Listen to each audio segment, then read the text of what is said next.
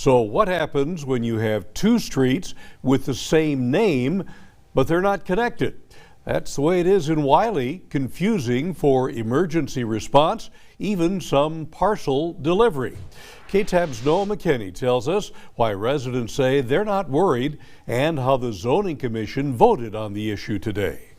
When this Wiley neighborhood was planned out, these two ends of Tin Cup Road were always intended to meet in the middle. Unfortunately, when we got to the design portion of the second phase, connection was just not possible. Leaving us with two Tin Cup Roads, soon to be capped off by a cul-de-sac and never connected, which could be an issue somewhere down the road. What we try to avoid in the county and in the city is confusion in case of emergency. Blake Tulloch of the Abilene-Taylor County 911 District has proposed that Tin Cup South be renamed to fall in line with the adjoining Phoenix Drive, hopefully erasing any possible confusion for first responders. Say that there was an emergency on the north end of Tin Cup, but police, fire, and EMS went to the south end of Tin Cup. They're not going to be able to get to the northern portion of Tin Cup without having to cut through all of those streets to get back up there. While some residents sympathize, many are voicing opposition, saying they just don't see a real issue posed. He mentioned a potential confusion with 911, and I would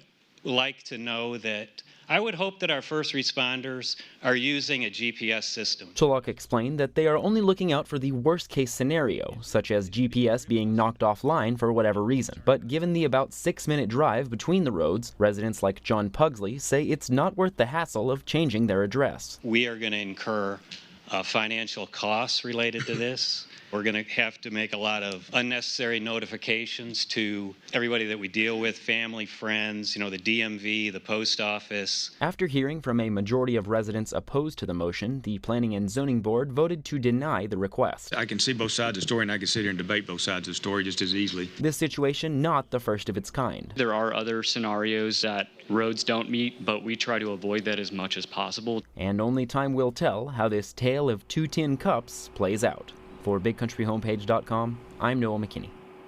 Thank you, Noah. With the Planning and Zoning Commission denying the request, that case will not go before Abilene City Council unless the 911 district sees fit to appeal the decision made today.